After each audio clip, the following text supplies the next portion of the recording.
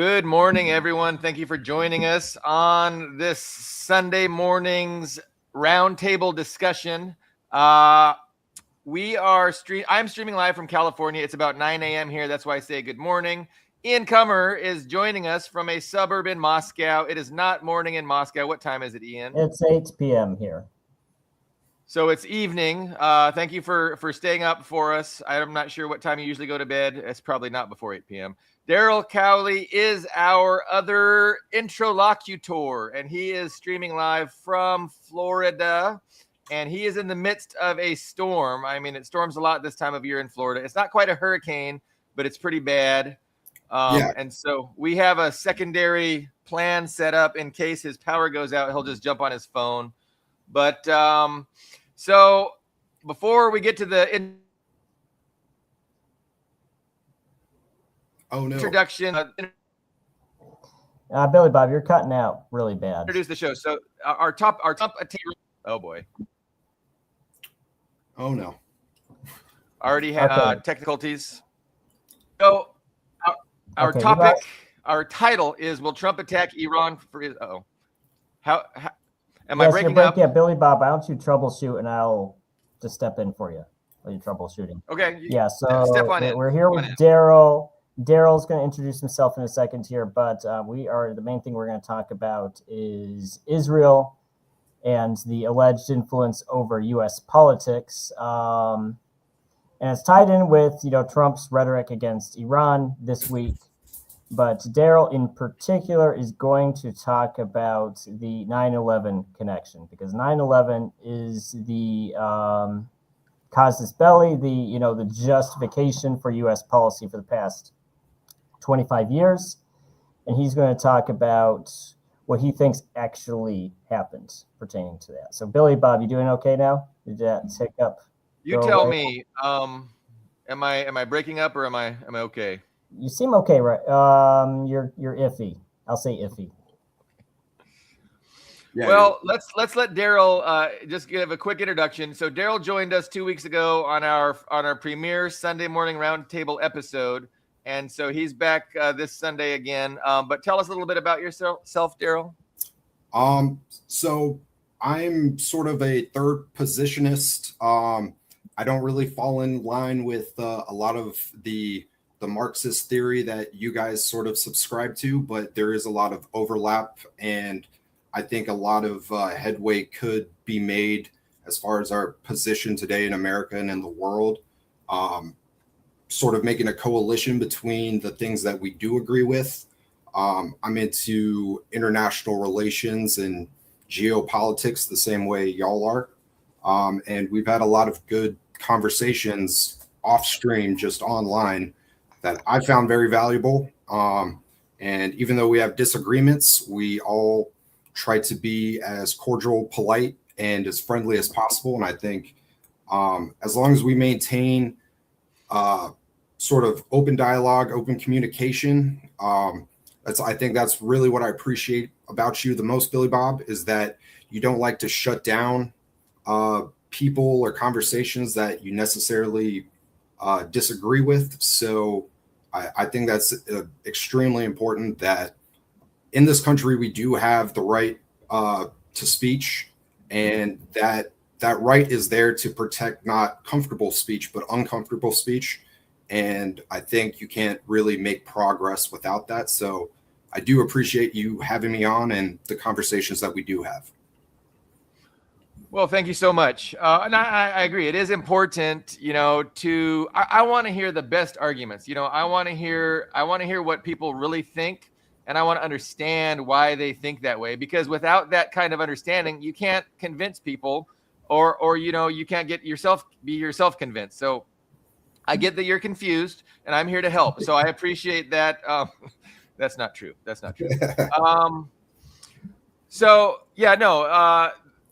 Some people like to, have no interest in actually discussing disagreements. And I think it's a great thing to identify disagreements, get to the heart of the disagreement, and just be transparent and open and honest about the things. It's difficult. It's a challenge.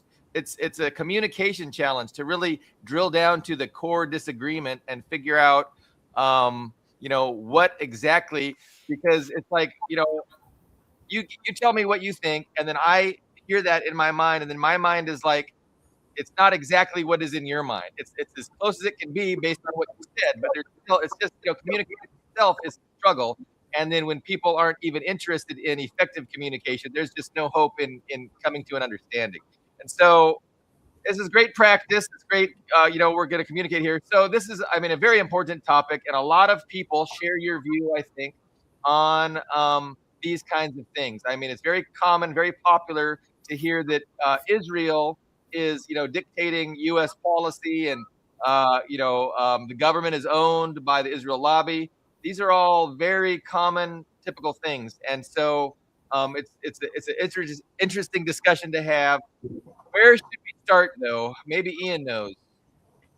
Well, why don't we tie it in with current events, and then I'll pass it on to our guest, Daryl, to talk about what he was prepared to talk about. So, in the news, it's been reported, I think it was Reuters who broke the story. It was either Reuters or AP who broke the story that the Trump administration, the U.S. government, the War Department is preparing for quote unquote a multi-week operation in Iran, and that coincides with Netanyahu's latest visit. I think it's more. Yes, it's definitely more than any other head of state. He has visited and personally met with Trump more than any other head of state, which is interesting because Israel is not formally a U.S. ally. We call them an ally, but they are not a member of NATO. They do not have any official military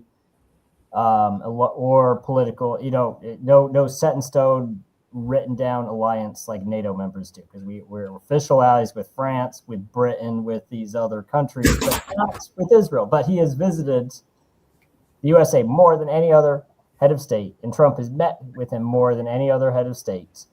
And so people are wondering, what kind of leverage does Israel have over the USA? Yeah. Well, going off that, I think if you look at the special envoy that Trump has of Witkoff and Jared Kushner as well, that special envoy doesn't just deal with the Iran portion of this. They're out there speaking to Zelensky. They're out there speaking to countries in the EU. They're speaking to the heads in Turkey. And you'll notice as well, I saw something recently that's quite revealing. Whenever the special envoy leaves from the United States to go speak to these other nations, they always stop in Israel first, and then they'll go to their destination. And then on the way back to America, they'll stop in Israel and then go back to America. So I don't think you can sort of gloss over the fact that Steve Witkoff and Jared Kushner, he's the guy that's sort of leading the new Gaza development. And Steve Witkoff, a Jewish real estate mogul from New York. Obviously, they have ethnic ties to the state of Israel. They're Zionists. So if those are your guys that you're sending out to not just deal with Iran, but the rest of the world, I think that really ties that ethnic tie to Israel sort of is at the heart of our foreign policy there. What else I'm stuck on the special envoy. You had said something else, Ian. Well, it was kind of an open-ended question to you. What kind of leverage does Israel have? Leverage. Okay, so Epstein. What is Epstein? That's where we just got 3 million documents, hilariously redacted. Some of them like partially redacted.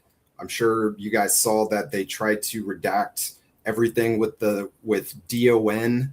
Yes. For Donald, so words like "don't" were being redacted, just that portion of it. So the cover-up's pretty hilarious. And also they released an official list, an Epstein list yesterday, the DOJ did, that there's some funny names on there. Cher is implicated in this. A lot of funny names. But I also noticed a lot of names that I personally read and looked into weren't on the lists. Specifically, the Rothschild family, who Epstein said he was a representative of. He said to Peter Thiel, he said, "I represent the Rothschilds," and they conveniently were left off the list that the DOJ released yesterday. And the leverage that Israel has over the United States. I mean, I think Epstein. There's sure many more networks and sort of point people that run these Israeli influence operations through blackmail and through bribery, financial deals. But if you have a man like Epstein who received his original funding from people like Leslie Wexner, Ron Lauder. He's working with Ehud Barak and multiple Israeli intelligence agents, and he's running a hidden camera blackmail operation on the behalf of Israeli officials and Israeli nationals and Israeli loyalists. That's obviously they're going to use that blackmail as leverage for the sake of Israel.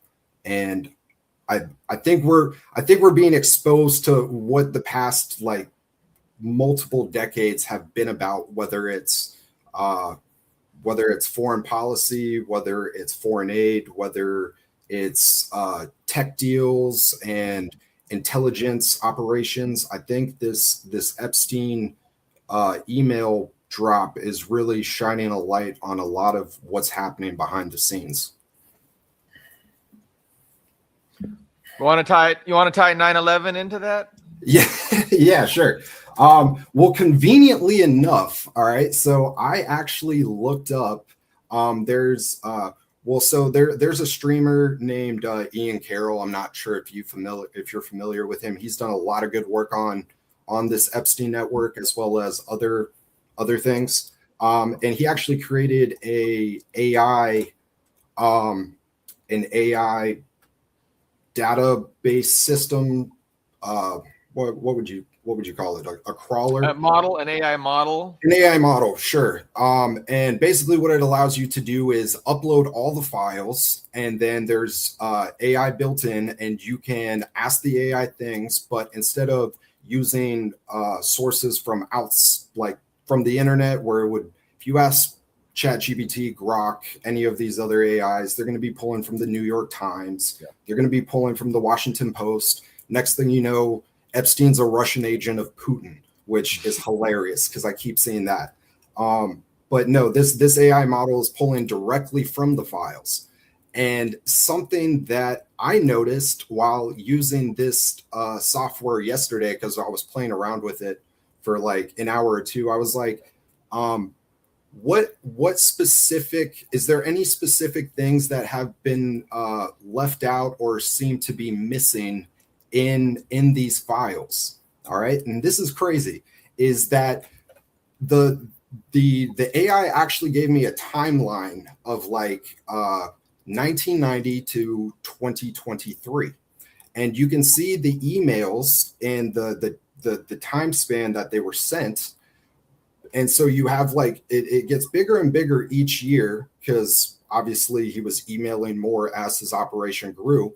But there is a gap between 1999 and 2001 where almost no emails exist in the Epstein emails. So that makes me think, obviously, by my own research and understanding, a lot of his friends and partners were part of the original 9/11, whether it was the demolition, the cover-up, the planning of it. They were, a lot of his partners and associates were part of that. But in the emails themselves, the 1999 to 2001, there were almost no emails, which is kind of curious. So what did Epstein have to do with 9/11, 2001?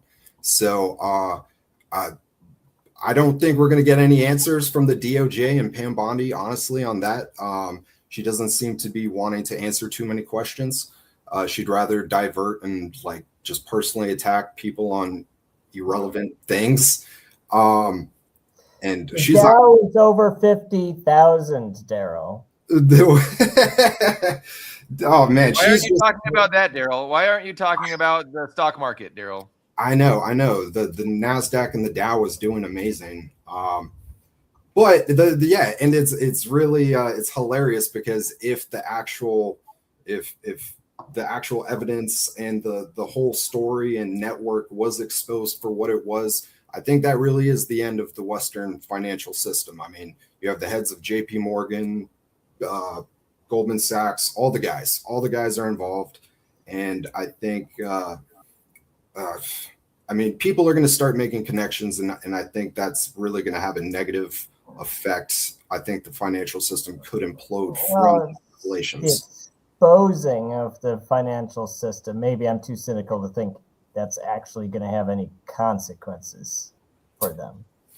Well, so here's something: is that while America might not prosecute and actually like go after these financial criminals or these heads of state or whatever, I saw that a lot of nations in the EU actually are, to where they were sort of being held back by the United States previously to not look into whether it's the sex trafficking, whether it's the money laundering.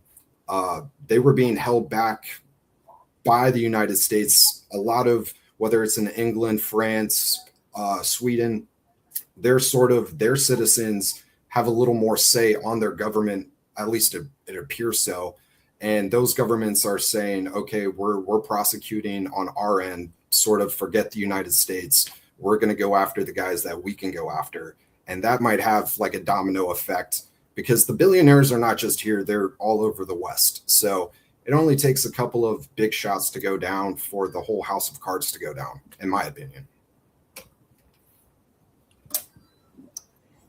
So maybe to circle back, as our former press secretary, Jen Psaki, if you remember her.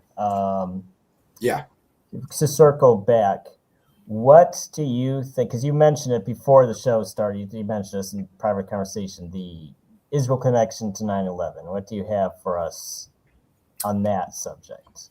How much time do you have is the real question. We have all the time in the world. However much time do you need? Well, how about this? You give us give us like a concise synopsis, and we can pick it apart from there. If that makes sense. All right. So the World Trade Center bombing was a Zionist plot to get America involved in Middle Eastern affairs that would benefit the state of Israel. Pretty much the whole orchestration of 9/11, from the planting of the explosives in the buildings to let's just start with World Trade Center building and so I have four guys that I think are instrumental in connecting Israel to 9/11. And I wrote these guys down for you. So that would be Larry Silverstein. He's the man who had the 99-year lease and signed that just prior to 9/11. And he was awarded the largest insurance payout in world history.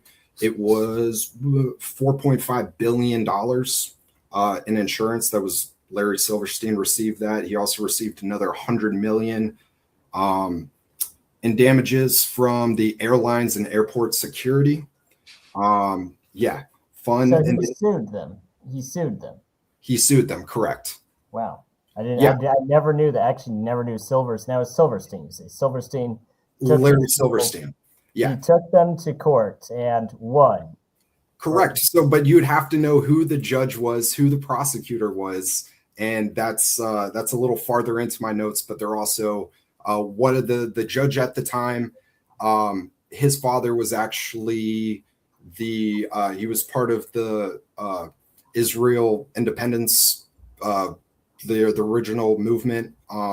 They all have early Israeli family connections from the start.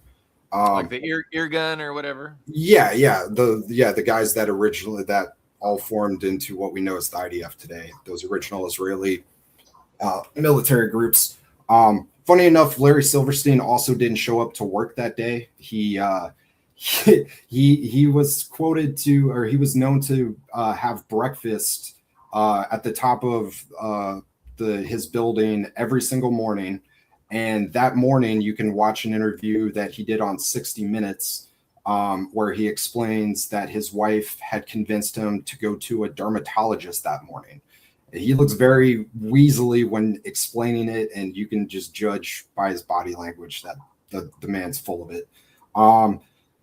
Larry Silverstein, he's friends with every Israeli prime minister over the past 30 years. He was said to have he speaks to Bibi Netanyahu every Sunday.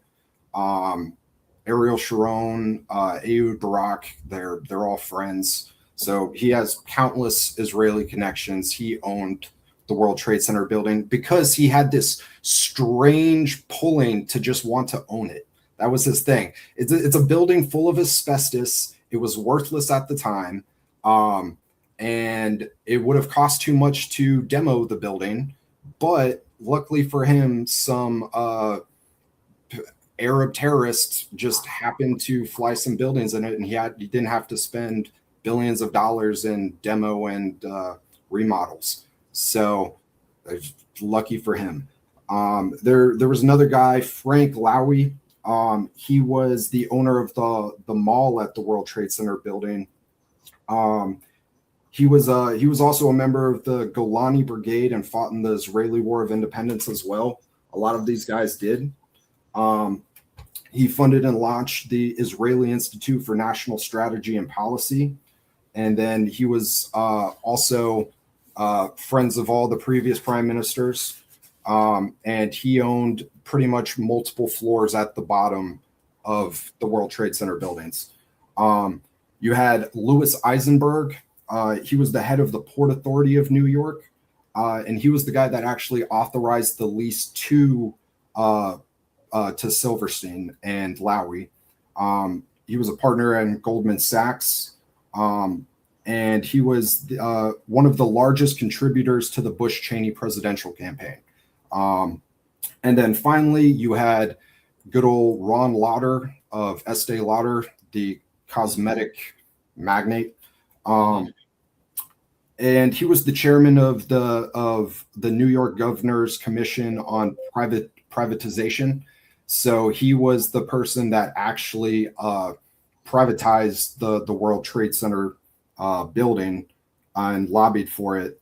And he was also instrumental in the privatization of the former Stewart Air Force Base.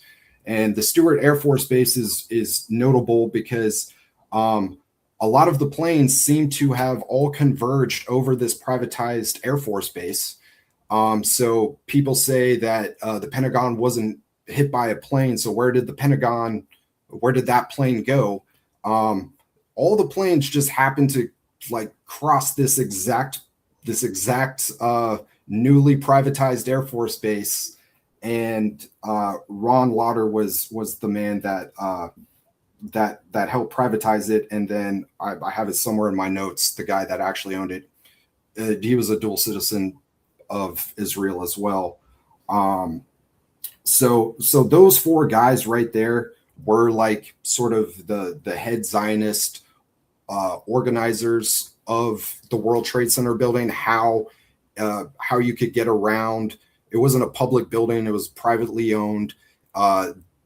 Anything that went in and out of the buildings were sort of had to go through these guys.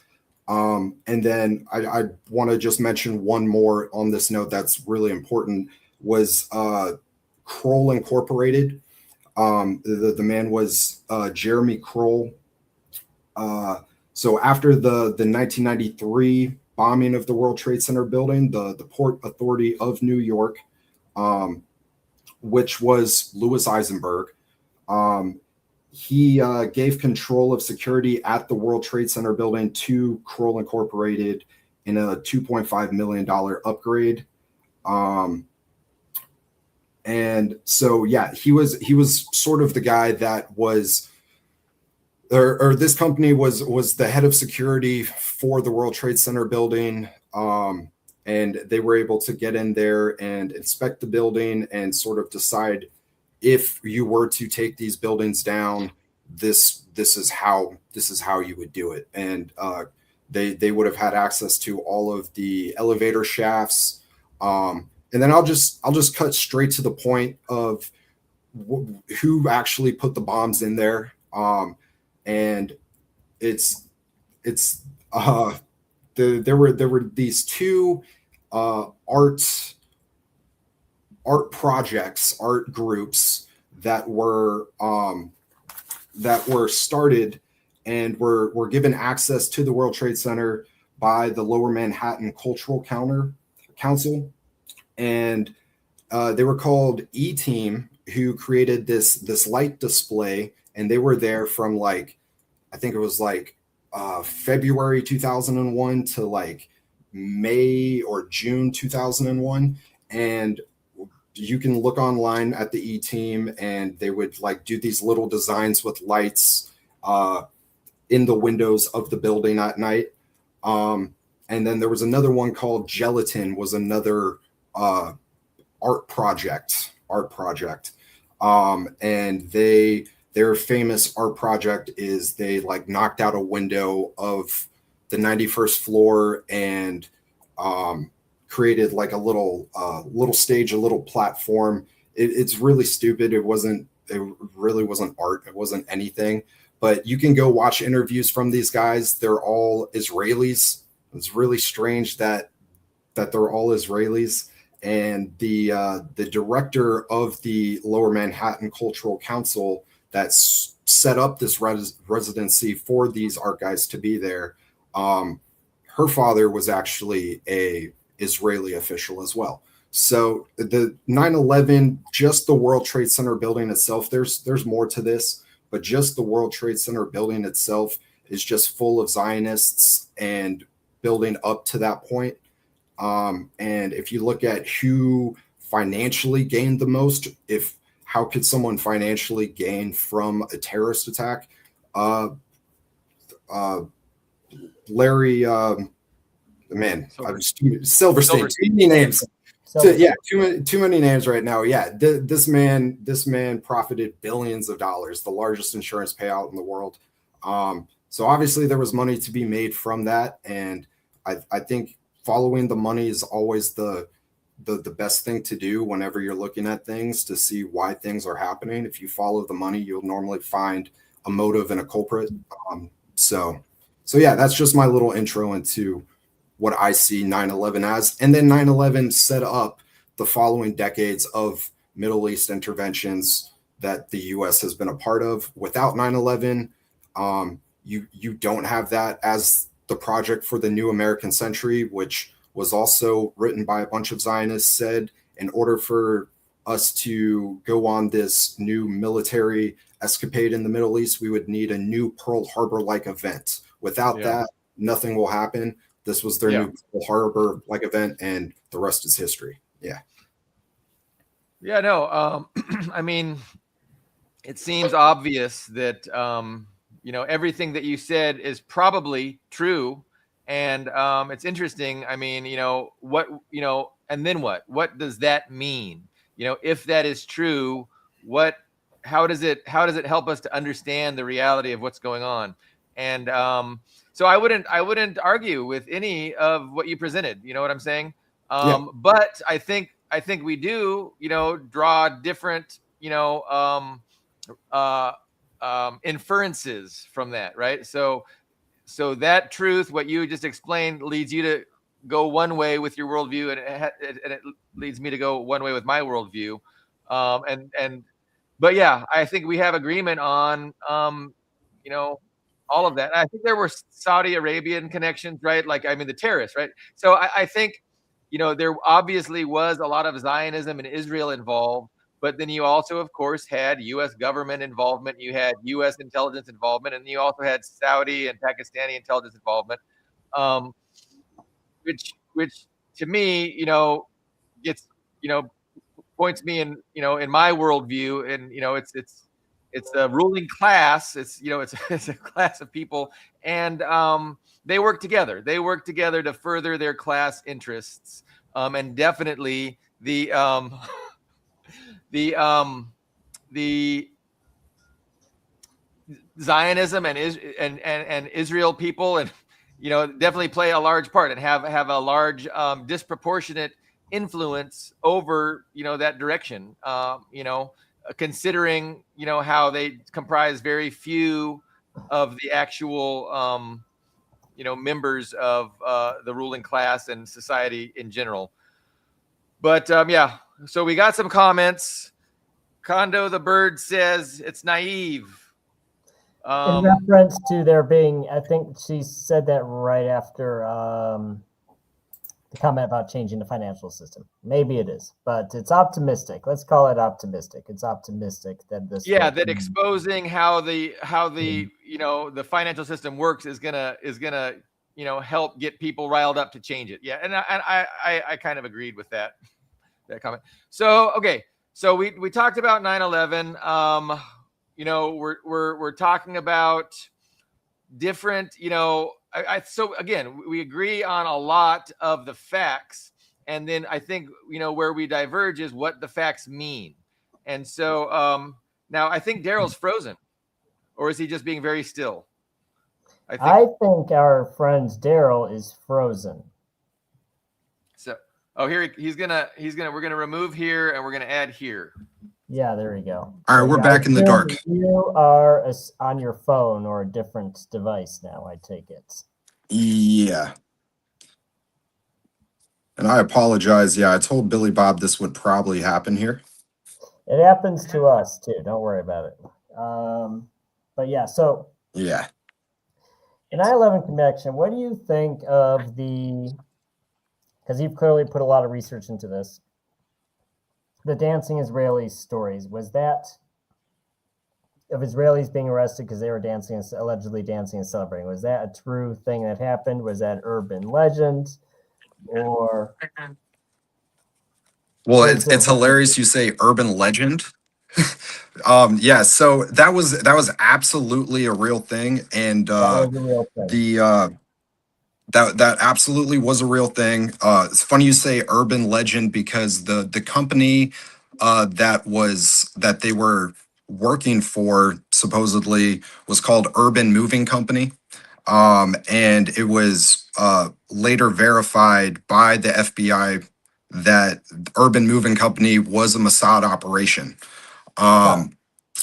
Yeah, and you can actually, so a lot of 9/11 FBI reporting has been declassified.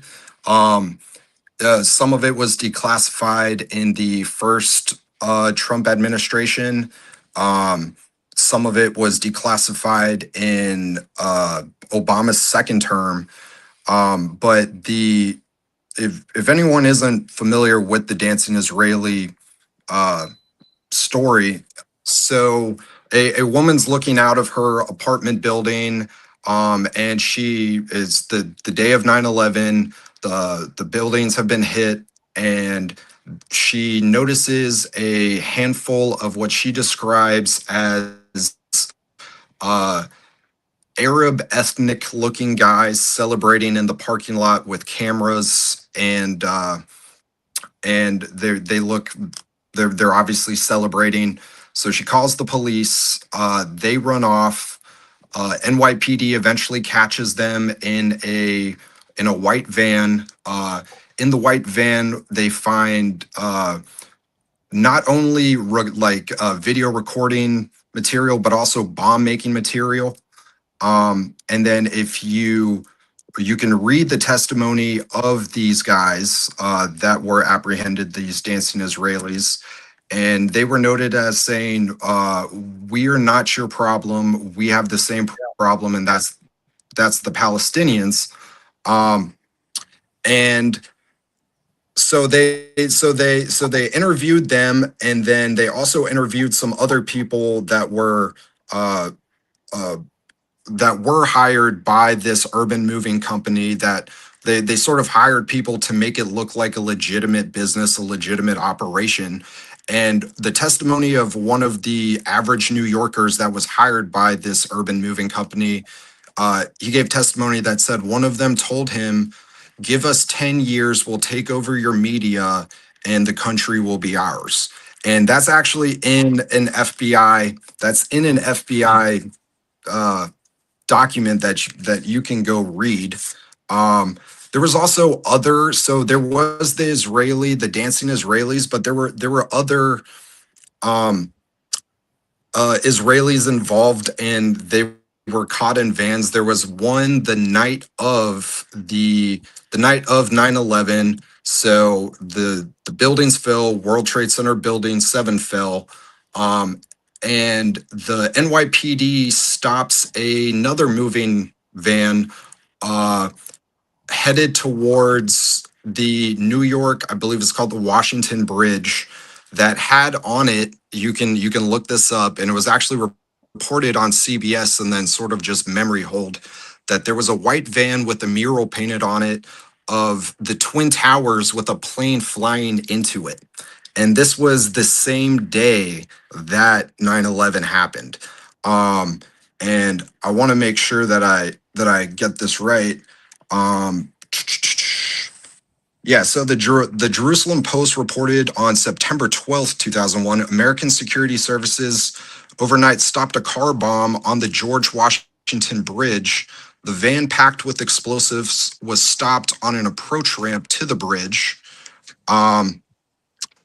The police audio transmission indicates that the 2 suspects in the van started to run away when the van was stopped and were apprehended shortly after. And the reporting says they were ethnic Middle Eastern people who did not speak English. Now, the person that actually allowed them to be free was, again, another dual citizen. The judge that actually oversaw this, I'm blanking right now who was actually in charge of this. It was Michael Chertoff. He was the head of the United States DOJ's criminal division at the time, and he was actually the person who allowed these people to be set free. So there were multiple instances of Israelis celebrating and even possibly creating more damage that day. They found explosives in the van, and it sort of just got wiped off the map. And yeah, the fingerprints are all over the place. Now, what I will say to what Billy Bob mentioned earlier, there's absolutely American intelligence involved. There's absolutely Saudi connections involved. But the way I've sort of read into this and seen it is that the Saudi intelligence, they were sort of the scapegoats. They fell on the grenade. And I mean, Saudi Arabia themselves were never accused of being responsible, even though the terrorists themselves did come from Saudi Arabia. They were Al-Qaeda Wahhabists, and Saudi Arabia is known for starting and funding their Wahhabi schools. And so they were sort of, it was sort of a mix of the three, but I see the Zionist and Israel as sort of leading the charge and having the most to gain from the whole attack and going forward. So that's what I've gotten out of it. Yeah. Again, it's undeniable. The Israel aspect, the Israeli aspect, the Zionist aspect, and the whole idea that Zionism is a strategy that's been decided upon by Western imperialism, to control the Middle East and control the governments and the resources of that most important region. And so there's no imperialists. There's no ethnic group of pro-United States imperialists that think that there's a different strategy that's better, right? We should ditch Israel and latch on to Egypt. We should use Egypt as our proxy in the Middle East. Like, nobody believes that. Same with Saudi Arabia. You know, it's like nobody says, let's align with Saudi Arabia. Let's make Saudi Arabia the regional Middle East hegemon, and they will further our imperialist interests there. And so it's just striking that, you know, again, when I think about our disagreement and our different perspectives on the issue, the primary thing is, I mean, we agree on everything that you're saying, but we, you know, again, in my opinion, what you're saying coincides with my worldview that says, you know, there's no pushback to this policy. Like, yes, Israel benefits from this policy, but if you think of Israel not as a separate country, because that's not how, you know, that's a liberal idealism that has no relevance to reality. So in reality, it's a class-based system, and you have a ruling class of wealthy elites that whose interests transcend nationalism. So nationalism is not the driving force that liberalism pretends that it is. Israel is the 51st state, and it's owned and operated, you know, by the Western elites. And it's not like, you know, it's a separate country. And so Israel is valuable to the ruling Western oligarch class for a lot of these intelligence reasons, right? Because it's illegal for the CIA and the FBI to surveil U.S. citizens, but we can have Israel do it for us, and then they give us all the information, and we're, you know, and so there's all kinds of value. And when you see Israel not as a separate state, not as a separate nation, but kind of like Ukraine, it's like a 51st state that is just furthering the interests of the oligarchs. You know, to me, that is the most sensible way to understand what's going on. And so I just think that, you know, my primary issue with you know, the inferences and the you know, the conclusions that you draw from your narrative is that you know, it's Israel and the, you know, the rich Jewish elites are doing something that is opposed to our national interest as a country. And of course, from the working class perspective, you know, we have no interest in maintaining an empire or using Israel as a proxy. But from the interest of non-Jewish billionaires, we absolutely do. And that's why there's this, you know, convergence of interest and convergence of alignment amongst the billionaire class on these strategies. And so it wasn't, you know, to say that it's, you know, the driving factor in all these events is ethnicity, is misplaces the, you know, it misdiagnoses the issue, and it obfuscates the material dynamics that are driving this and the material interests of the billionaire class. Anyway, do you want to reply to that? Well, I think I don't know if I'm quite 100% in agreement with Daryl, but I think in general, you know, in the Middle East, we see all these people like, you know that meme, you know, that thing people say, they say on Fox News all the time, they say like, oh, you know, Israel is our ally in the Middle East, and you know, our lone democracy, our unsinkable aircraft carrier. Well, who is our enemy? Like you mentioned, Saudi Arabia and Egypt, but basically almost without exception, every Gulf state is an ally of the USA and has never been against the USA, right? I mean, there's Syria. There's a couple exceptions like Syria, but I mean, they weren't. It wasn't them declaring war on the USA. It was the USA declaring war on them because Israel was upset with them. So, right. You know, how far back do you have to go find a Middle Eastern enemy of America? I mean, like the Tripoli pirates in the early 19th century. I mean, you have to go really far back to find an actual enemy of the USA. And the only reason even those guys were enemies was because they were some Arab pirates who were waylaying ships for hostages and slaves. I mean, it's like 200 years ago. You know, that's how far back you have to go. It's about control. And so we didn't control Gaddafi in Libya. We didn't control Saddam in Iraq. We didn't control Sadat, or who was before Sadat? It was N. It starts with an N, maybe. In Egypt. So you know, who we oppose is people that demand sovereignty. And if you demand sovereignty and you're not going to be a vassal of the United States, like Saudi Arabia is, like the Gulf monarchies are, like Israel is, then you're going to become under our attack. We're going to attack you and we're going to regime change you. And that's what we did in Syria. And that's what we want to do with Iran, because Iran demands. I'm sure you know this, being, you know, such an avid reader of Nasser was Comrade Stalin.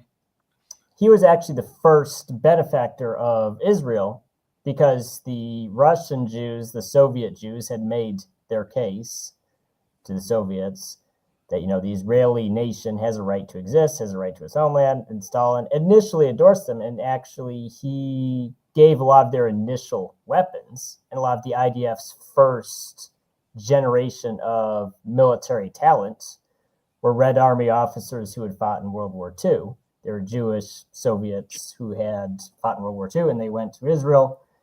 And allegedly, I don't know if this is true because I've never been to Israel, but I've read on the internet that those what are those called? What are those communist farms that they have? Kibbutzes?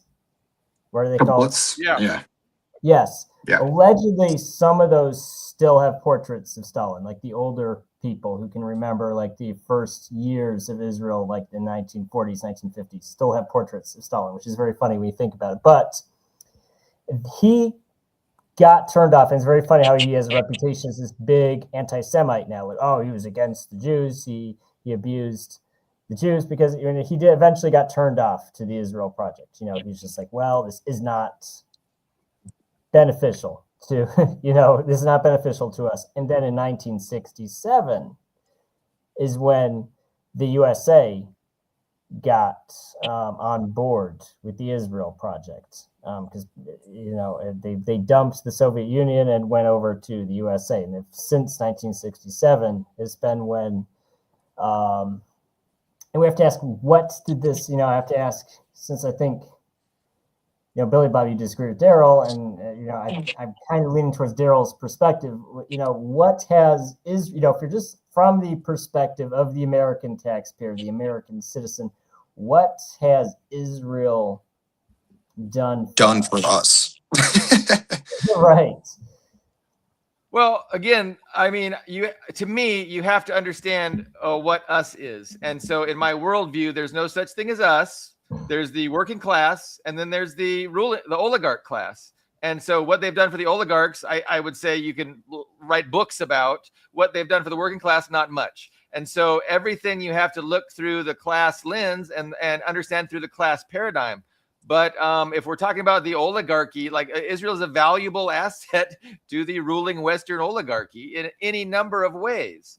And I mean, yeah. So again, you know, it's a liberal conception of reality to think as us being a nation state with national interests. Like that's to me, that's a way of perceiving reality that has nothing to do with how reality is actually, you know, functions and comprises. And so I would just reject the premise, and I would say you got to look at it through the reality of oppositional class interests and understand that Israel has been, and that's why you see these people promoting Israel and over and over and over again saying Israel is our greatest ally, because they want the working class to embrace and adopt, you know, the oligarch interests. They want, you know, that's what they do constantly with propaganda, is trying to get the working class to embrace the worldview, the perspectives, and the interests of the oligarchs when our interests are diametrically opposed to them. And I mean, that's all part of the class struggle that, you know, socialism explains. Well, I mean, I think the whole, you know, class, I think there is validity to the class consciousness, you know, idea, right? Okay. Right, because Can I? Go ahead, Daryl. Go ahead. No, you're the guest. You go ahead. What are you going to say? Oh, no worries.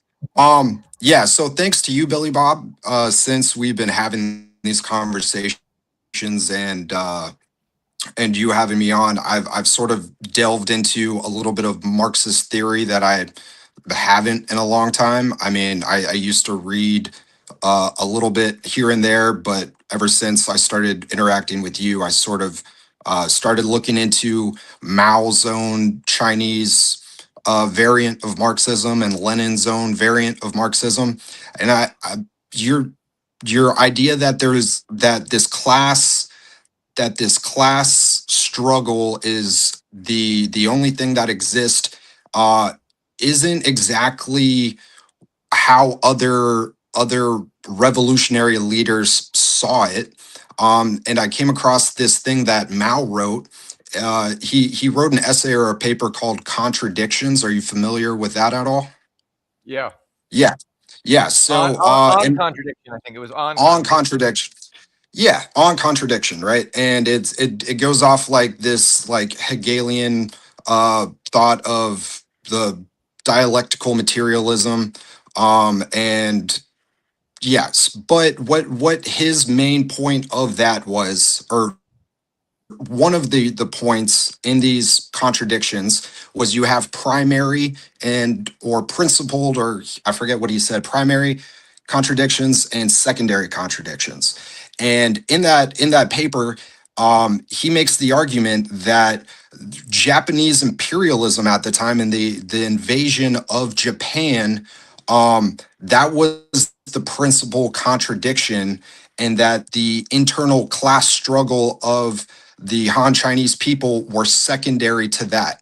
So Mao saw it that the ethnic dynamic and the external forces that were pushing into China, those needed to be addressed and solved first before the economic internal problems of China were addressed. And I think that's amazing. I think like that's exactly where I'm at. And because here's the thing, we agree on a lot of things. I don't think American imperialism is a good thing. I don't think it's a moral thing. I don't think it benefits. It might benefit materially a little bit for the average American, but I don't want it. I don't want us being the policemen of the world. I don't want military bases everywhere. I'm not for exploitation. On the economic side, I'm a collectivist as well, I think, but I would put limits on it. But I think that Mao saw it that this driving imperial Japanese force was more important to address than the class struggle inside the country. And I see the same thing with the state of Israel, and Jewish individuals that prioritize their ethnicity and their home state over our nation state. I see that without addressing that first, that the idea that we have economic inequality, that doesn't matter as much to me without addressing the Zionist problems that we have in America. And as far as the Saudi angle and Pakistani intelligence with 9/11 and all of that, and the understanding that it's all one big class thing, I don't see any Saudi nationals running our government. I don't see any Pakistani, I don't see a Pakistani. Tucker Carlson is paid off by Qatar. Didn't you read? Yeah, sure, of course. Qatar controls But everything. right. But I mean, but he's not running any government agency or department. Right. And I'd say, and then look at all the people that are attacking him. Obviously, Zionists have a stranglehold on Western media. That's not debatable. The statistics are there. They're not a minority.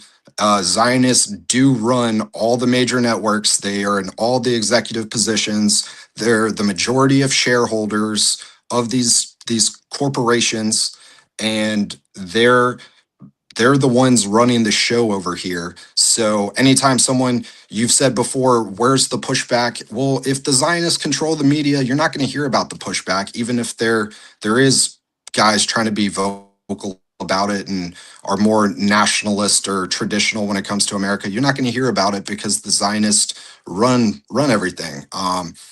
Name one AI or social media company that is not run by a Zionist or a Jewish individual. Like, you can't. The way we speak, Billy Bob, it's Mark Zuckerberg. So that's just my view. I think that the Zionist, and you can call it the ethnic aspect, I think that needs to be addressed before anything else can be addressed. Okay. I mean, that's interesting. I don't see that I'm have any, what Mao was saying doesn't really contradict my worldview, in my opinion. I mean, I agree with Mao. And I think today it's actually very similar, right? I think the primary contradiction today is the struggle against Western imperialism. It's the global humanitarian struggle against Western imperialism that's our primary contradiction. And that's why we see non-communist countries like Iran, like Russia, like joining with communist countries like China to form an axis of resistance. So they're overcoming the fact that you have non-communist countries joining with communist countries to resist the primary contradiction, which is Western imperialism. And another way that I always describe that as, the struggle against Western imperialism is how the class struggle is playing out today in the 21st century. Like, that's how I see the class struggle today is a united struggle against Western imperialism. So that's how I describe that. But I don't see, so that's how I think what Mao says, coincides with my perspective, because that's the primary contradiction today. And so, you kind of twist that quite a bit and, and focus on ethnic terms, and you focus on, how people of this particular ethnicity are having outsized influence in our society, in the United States, in the strategies that are adopted by our government to further their hegemonic interests of global domination. And so that strategy is being pursued in a certain way, and it plays out in actual policies, in actual investments. And I mean, it's material. He didn't want to hear it. No, I'm sure we lost him. Yeah. Let's wait for him to come back. Okay, we lost Daryl. That's unfortunate. Let's catch up while we're waiting for Daryl to come back. Why don't we catch up on the comments? I do think we have that troll. Well, I like this one. Let's talk about this one.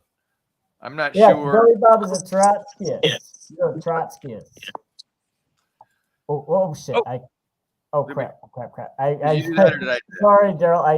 I meant to add you to the stage, and I clicked to kick you from the stage, which is not what I meant to do. Okay. I apologize. This storm's kicking my butt over here. Oh, you have a storm right now in Florida.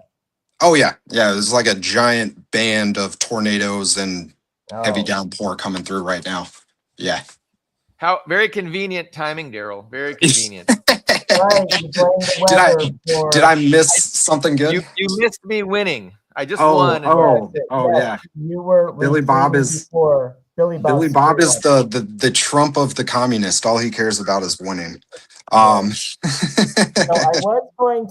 was going to say to interject that, I mean, I think there's something to be said with the Marxist model of there's only class warfare, but the issue is, like Daryl was saying, I think, and it's not even just Zionists or Israelis or Jews. Is not just a Jew thing. I don't think it's just a Jew thing. I think the issue is you have a lot of groups who do have in-group favoritism. That is like, and unfortunately, I have this conflict.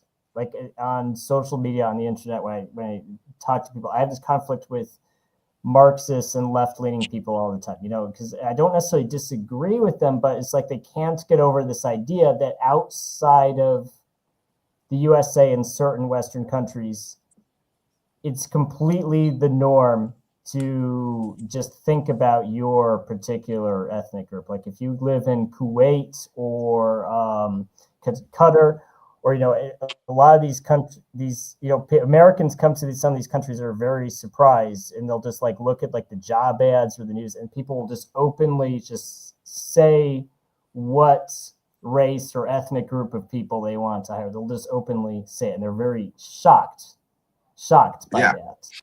So I think that's the flaw, and I think that's the issue with certain Western countries, because we just can't conceptualize that. So, and then you bring these people in as immigrants, which I'm not saying it's necessarily in of itself bad immigrants, but the problem is that they come in, and of course, They prioritize their group. So you bring in Jews, what do? They prioritize Israel. You bring in Indians, what do? They prioritize Indians because, of course, that's what Yeah. that's human nature to do. Yeah. And people can't wrap their heads around that. So I think so. I'm not saying Marxist theory or Marxist dialectics are wrong, but you can't ignore the ethnic aspect. And it's not even like an anti-Semitic conspiracy theory because it isn't just Jews. It's basically everybody who thinks that way. Yeah.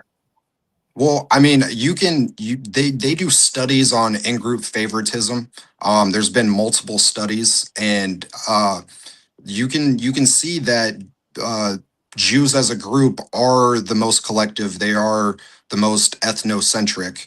And contrary to American liberal opinion, whites are actually the least ethnocentric group. And this is sort of goes back to one of my problems with not Marxism as an economic model, but as a social model, is that they sort of paint the white man bad, West bad, and it's we're the West is this racist imperial thing that just goes around stealing from black and brown people, where that's not really a good representation of history. And whites are the least ethnocentric group. I mean, I grew up, I never thought of myself as like me being white was the least of my identifiers. If you asked me, who are you, Daryl? I'd say, well, I'm this old. I'm a father. This is what I do for work, blah, blah, blah, blah.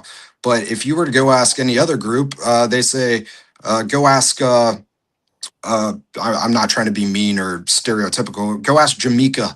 And she's say, I'm a black woman. Like, I would never like open up with, I'm a white man. But every other group seems to do that. And I think that's due to a couple of things. I think that we've sort of been educated that way. White America has been educated that way. I think a lot by a lot of Jewish academics who they would benefit from Western people not identifying with their race, or knowing their history in Europe or the early colonization of America. And I think it also goes back to way long ago, the Catholic Church, and when the church ruled over Europe, they actually outlawed like cousin marriages, which is actually extremely common still in the world. That people don't know. A lot of nations, a lot of different groups, they first and second cousin marriage happens all the time. I believe in the UK, I think it was 95% of all birth defects or something were from Pakistani immigrants who were married to their first or second cousin. So that's something on its own right there. But well, did you see those PSAs? Did you see those the British, like an actual member of British Parliament stood up and said we should bring back cousin marriages because it's discrimination to say cousin marriages. Was it a brown guy? It was a Pakistani person. It was a Pakistani guy? Yeah. So yeah, point proven. Yeah. But yeah, so I think the self-identifiers is, like you said, something that we don't think about, that the rest of the world very much is still a part of their thinking.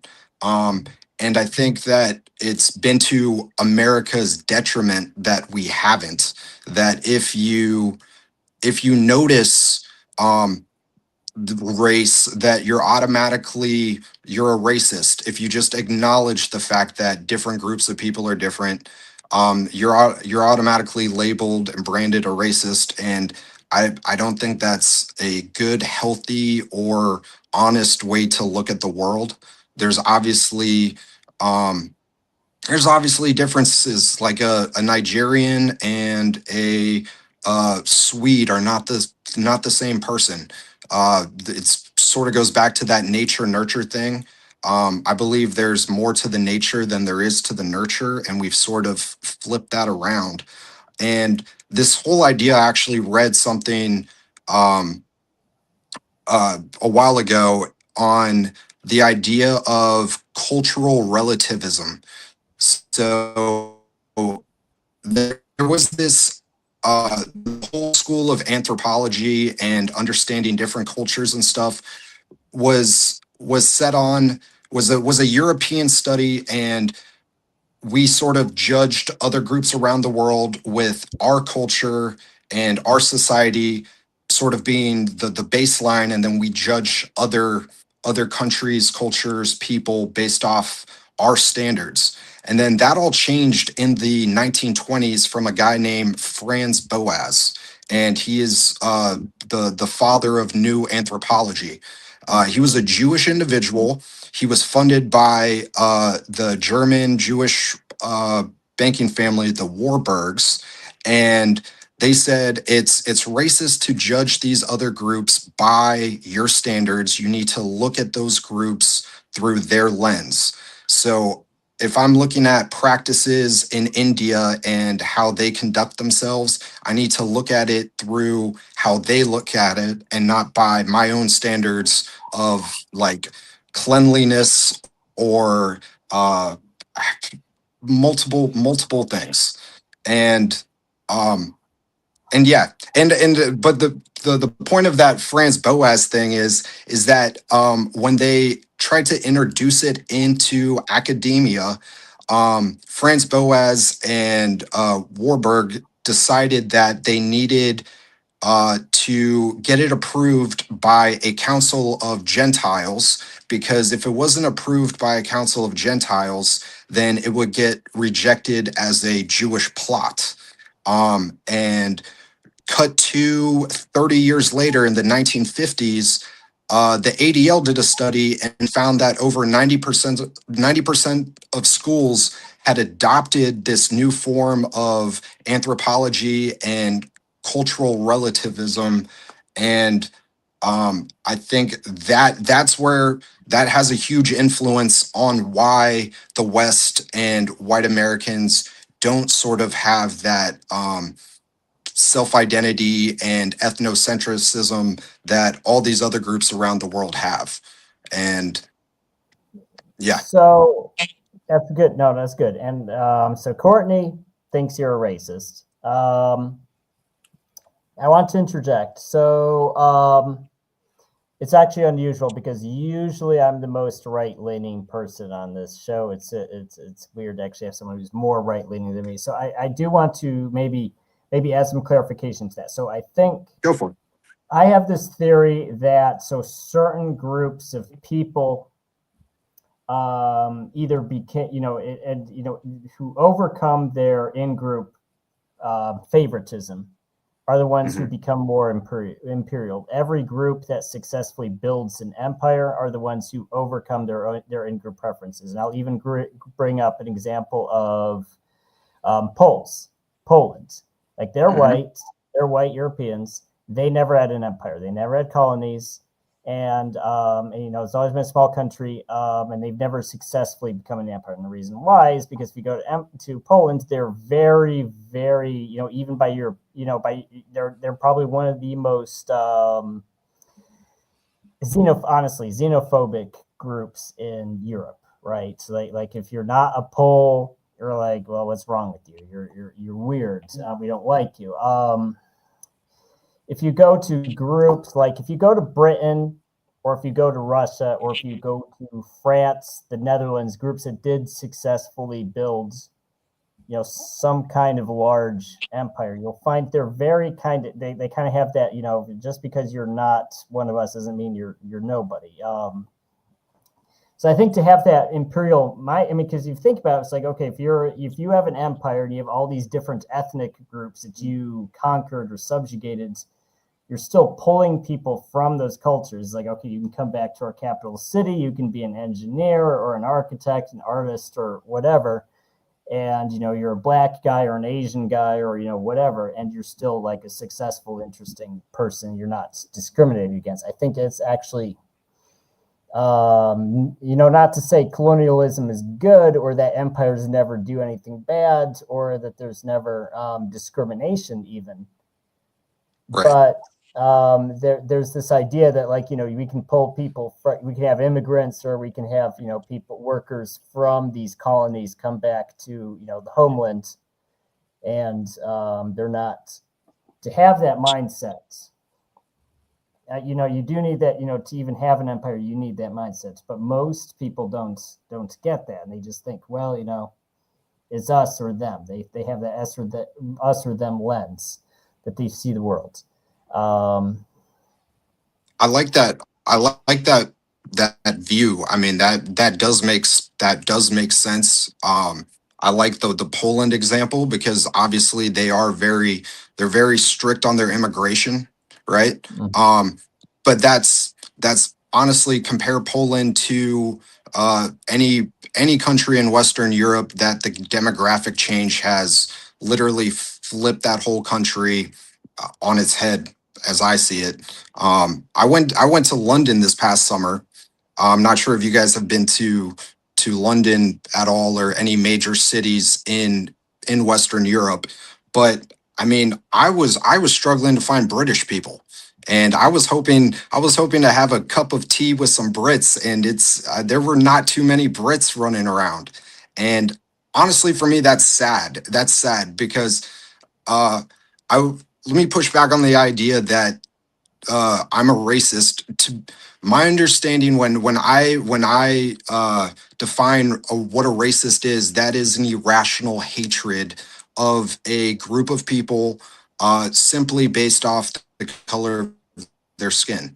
And I am not that person. I have friends of all different religious and ethnic backgrounds. Some of my closest friends are Black. Some of them, one of my good friends, he's from Jordan.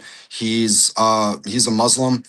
And so the idea that you can't notice differences in different groups of people and demographics, and acknowledge them. Some are positive, some are negative, and uh, but you also can't prefer your own culture or people that look like you. Um, I reject that idea. I reject the idea that that's inherently a bad, the natural. As you said, every other group in the world seems to do it. But I do like that.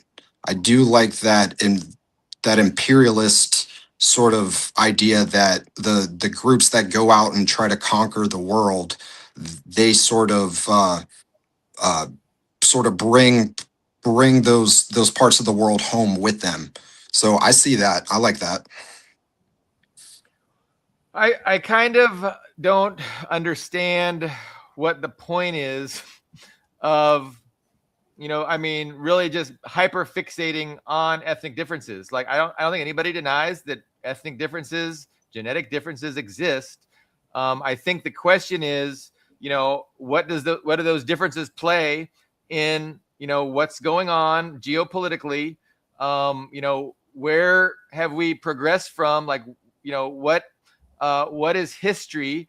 What is the historic reality that has caused us to arrive at this present point right now, contemporarily? Where we're at right now is a direct result of, the recent history and, the last, decades and generations. And so there's a reality there. There's a material reality with history. There's a material reality that exists now. And if we understand that material reality, we know how to advocate and where our advocacy should be about how to progress. Who are the obstacles for progress? What is progress? So all of these things are important to me. And what's not important is ethnic differences, unless, you have a case to make about how ethnic differences have resulted in, the history and the contemporary reality. And then, it's everything is really being driven ethnically speaking. And we have to address these ethnic issues in order to progress. And so, the last 30 minutes of the conversation has been, hey, race is real, and there's real genetic differences, and I get it. That's not a dispute. Nobody's disputing that there's differences. I don't dispute that white people don't see themselves as a group where they treat each other like a tribe, and there's extreme tribalism in the same way that Jewish people do. And of course, anybody with half a brain and knows how to observe things can understand that, a lot of people who identify as Jewish are hyper tribalistic. And, there's reasons for that. There's a history that explains why that is, and so, you're again, I think we agree on, the observations. I think where we disagree is the implications of these observations, what these observations mean. And I don't think that it makes a lot of sense to hyper-focus on ethnicity or to lament the lack of tribalism among white people. Like, number one, white people isn't an ethnicity. There's all kinds of people are white, and they're not one group, just like black people. We could talk about black Americans, but there's black people of, in Asia, and the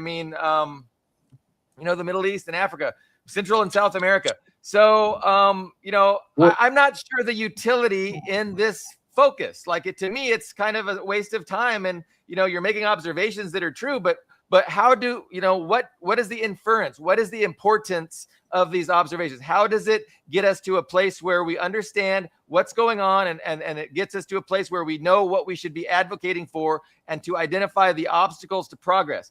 Again, when I do that, I see Western imperialism as the primary obstacle to progress. And I see Western imperialism comprised of the ruling oligarch class, which is not just one ethnicity. It's people of every ethnicity.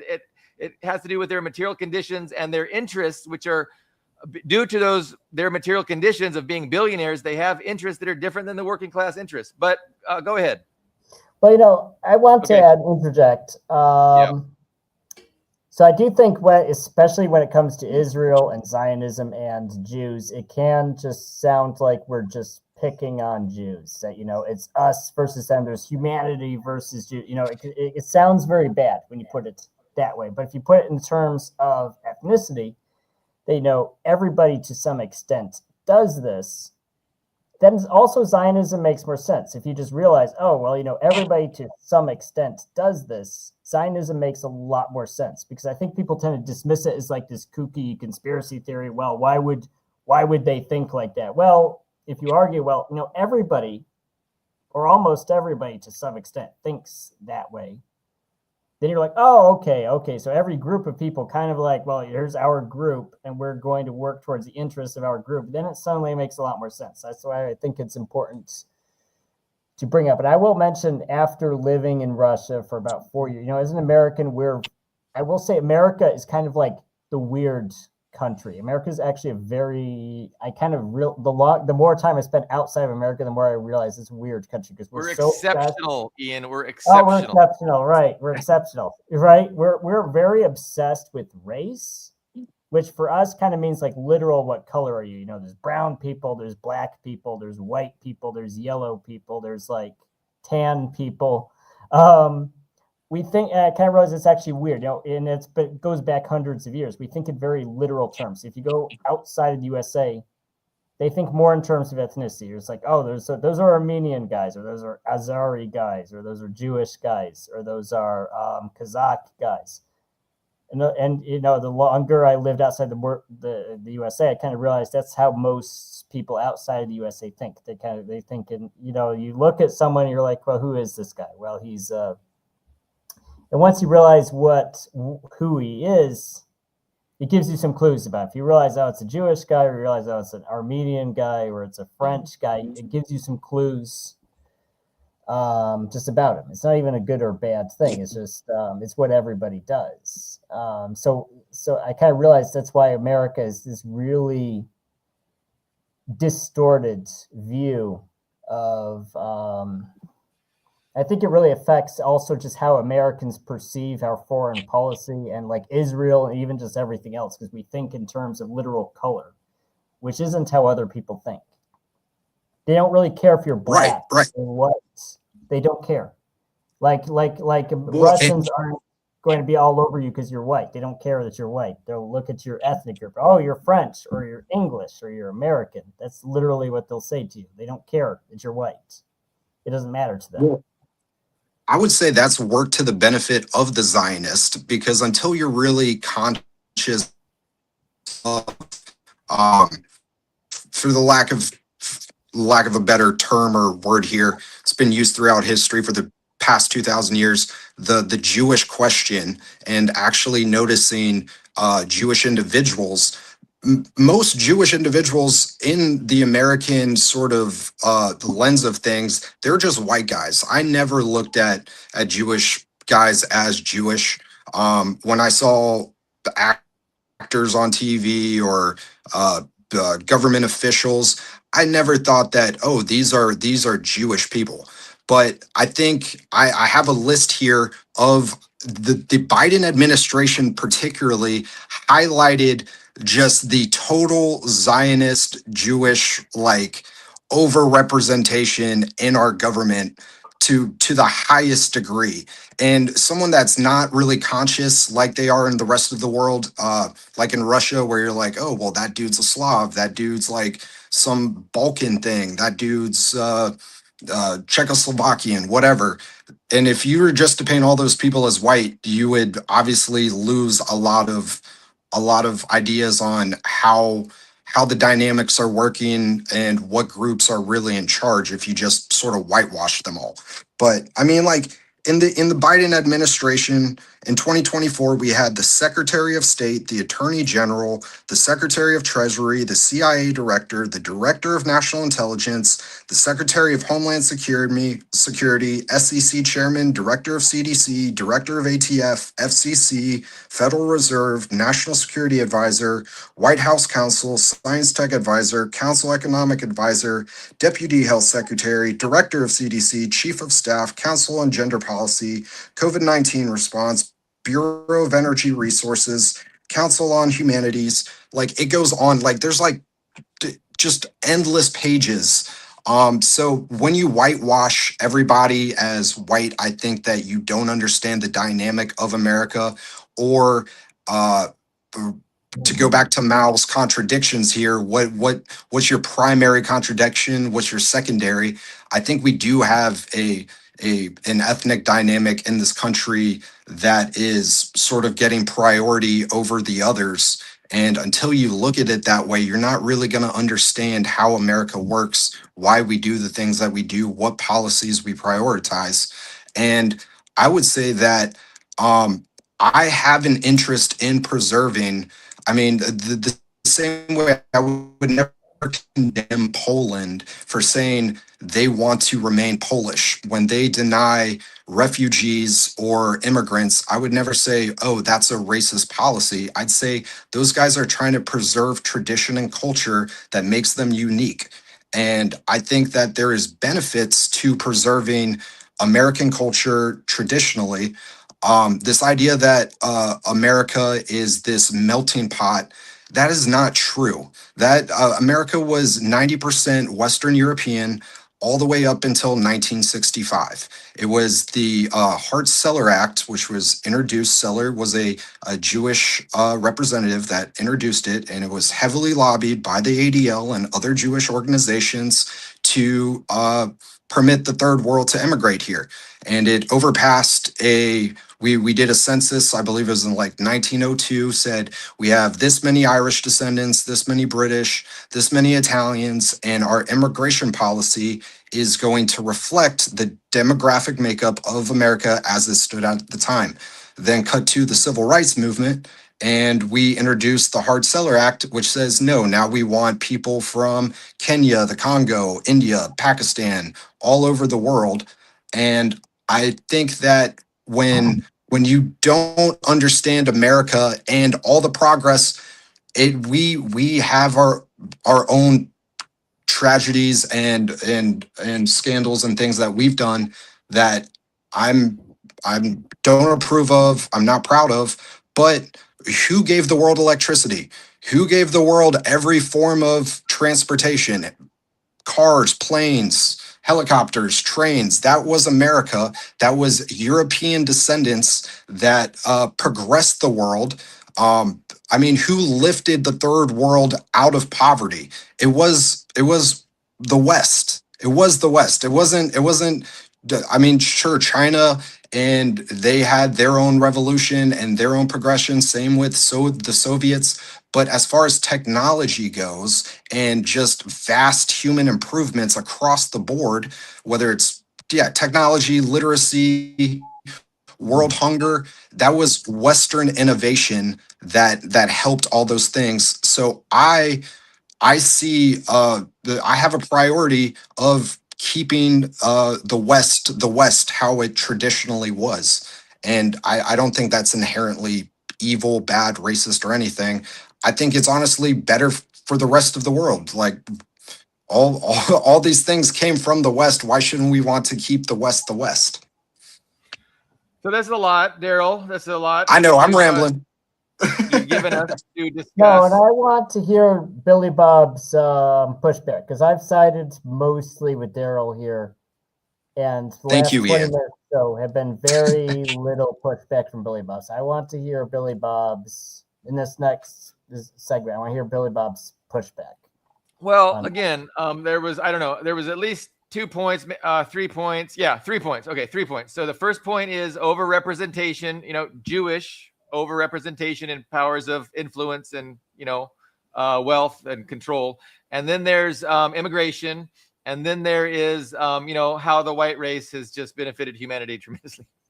So let's do the first one. So, we're talking about Jewish overrepresentation.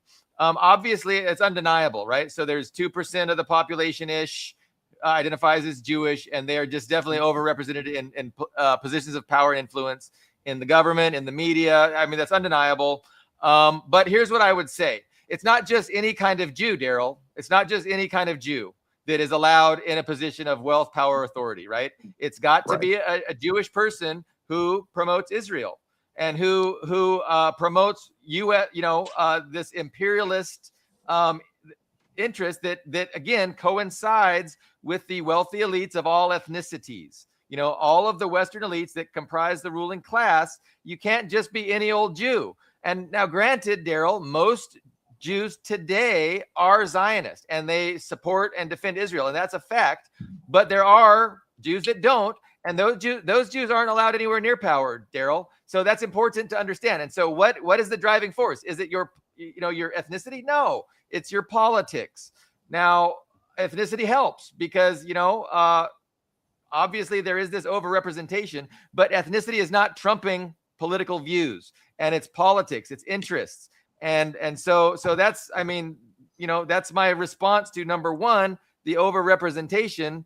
As far as immigration, it's the same thing. I think that, people who are very tribalistic thinking in their Jewishness definitely want to make sure that there is not strong ethnic group cohesion among other groups that'll turn on them and, due to their tight tribalistic thinking, cause another pogrom or enact another expulsion of people who are Jewish. And so there's a historical, understandable, tribalistic approach to immigration that is rational for people who identify as Jewish to want to promote. But guess what? There's also overlap with the billionaire class, because the billionaire class is also interested in promoting mass immigration to lower wages and to ensure that the working class is not united, and they're easily fractured among by cultural means, religious means, ethnicity means.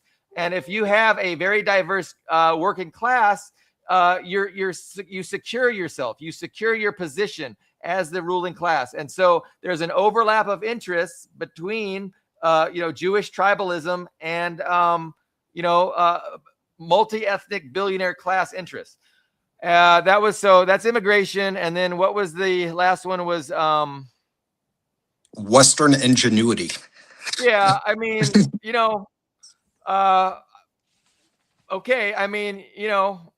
I don't know. I'm not gonna make the argument that white people are superior. Like I don't believe No, that's that. that's not my argument either. My argument is when it comes to technology and just innovation, right? Because I mean, everyone has their strong suits, right? And it doesn't mean that one strong suit is better than the other. But when it comes to just inventions and systems that have benefited not just their own civilization but the whole world, Western civilization has done so more. The whole world is basically running off the Western civilization. I mean, the idea of democracy and laws, the way that they're implemented, it's all based off whether it's the Greeks, the Romans, the Renaissance, the Western culture has sort of like the default like platform of the entire world, and then the technologies that the West has created has benefited everybody. So I see preserving the West as beneficial to not just the West but everyone. Yeah, democracy also sucks. Liberal democracy also sucks. Agreed. Yeah, but hey, I'm not advocating for liberal democracy. I'm just saying that the idea that as Billy Bob would say, like the workers get their say and are represented in their government, that's a good thing. Yeah. So, Condor's comments, I was going to respond to that in a certain way. Condor's comments have really expanded a little bit my response. And so my first response is that, the fact that, to whatever extent the West and the United States and white people have contributed to technology and development, I would argue is not a genetic component. It has material factors, it has environmental factors, and it has, history. It has the reality of how history played out with, colonization and exploiting other countries and benefiting from that exploitation and profiting from that exploitation, financially, economically, which probably has contributed to, the whatever, technological benefits that you can put at, the West, that you can claim that the West can claim credit for. I'm going to say that is not a genetic natural thing. It's an environmental material factor. And then, but what Condor was saying is, that's the thing, you can't have it both ways. You can't say it's good for humanity to preserve all the great things that the West has done without embracing the bad things that the West has done. And I think, if we think about, my understanding of history, like the West has been really bad. Like it's been driving things like at least since World War I, right? I mean, let's just take World War I. I mean, that was a Western war and it killed millions of people. And it was probably not necessary, but it was a result of material conditions. It was a result of different groups of oligarchs, wanting to control and dominate the rest of the planet, create empires, create colonies where they could extract wealth. And so, I mean, that was really bad. And World War I, of course, set up World War II. And World War I also caused the ideology of socialism to really, manifest itself in a way that it hadn't before. I mean, you had the Paris Commune, but that wasn't nothing to actually socialism taking, control and root in an entire country and an entire region of the world. And so, but that set up World War II. It was like, it was the West's antagonism and fear of and hate for an alternative way of governing, an alternative way of exist, the arming up of Hitler and unleashing the Soviet Union, same with Japan and China. So I mean, that's all part and parcel of what the West has done. And I would say it's not a good thing. And I mean, that's not to mention, the genocide of the Native Americans and, hundreds of years of slavery to build the country up. So, I mean, I think that's all true. And I mean, you can dismiss that as blue-haired liberal nonsense, but I think it's the objective reality. Well, I mean, that whole idea of like America's founding is very one-sided the way you put it, and the people that showed up here originally, they weren't here for wealth. The original settlers, they were settlers. They were religious refugees, and they were pioneers. They weren't here to necessarily make money. They were here to better lives. Yeah, there were resources here that were untapped, and they came here to make better lives for themselves and their family. And you're sort of attributing like a hostile intent to them, uh, which is unnecessary. And I was reading the ACP's We're not webpage talking the about other. the same people. We're not talking about the same people. Like, because Okay. what I'm saying is real and what you're saying is true. So I'm saying something true that you're not addressing, and you're saying something true that misses my point. That's what I think is Okay. happening here. So I'm Okay. not saying that the pioneers came here to genocide the Indians. I'm saying the Indians were genocided ultimately, right? And slavery did happen for hundreds of years to build up the country. Like that happened, but also pioneers did come here for religious freedom. Like both of us are correct. But that whole framing sort of puts a monopoly on genocide on the West, where as if No, the you're Indians weren't inverting that. massacring. No, that the Indians were massacring each other. Like, I mean, you had the Iroquois wiped out like 4 different tribes, tens of thousands of Native Americans. They were killing themselves. There was That's an also a Apache true book that I statement read as years ago. far as it's true, Yeah, but it doesn't like it I think you doesn't have to weigh make both what I said sides. not true. So, okay, so would you, so I was reading the ACP website, and honestly, it sounds, it reads like hot garbage to me. It sounds like an angsty 13-year-old wrote it, a lot of this stuff. So like this whole like materialism history idea and this oppress and oppressor, it exists to a certain degree, but that is just like a sliver of reality. You can't judge everything through this. The idea that America was built off slave labor, it was literally like 1% of the population owned slaves. I actually looked up the stat. I think it was like 5% at the height of slavery, 5% of the GDP came from slave labor. So the idea that America was built off whites oppressing African slaves doesn't, I'm not negating the cruelty, the terrible conditions, any of that. That absolutely exists, and you should recognize it and acknowledge it. But to only focus on that doesn't is just not the reality of things. And I don't think, and the Native American genocide, 90% of them were killed by diseases like smallpox, and they didn't come over here to spread disease. To they didn't even know they were bringing diseases. So if the benefit in highlighting things like that, it was terrible. I agree. Throughout the history of America, we treated the Native Americans terrible. We've tried to reconcile that. I mean, I don't know, in the past couple of decades, and obviously you can't go back in history and undo things, but you also can't spend the rest of history trying to reverse previous wrongs. And I just see that whole framing of history as it doesn't benefit anybody, especially the Western people that still live here. So I mean, I as far as think I'll benefit- go ahead. I will come in on Billy Bob's defense here. Go for So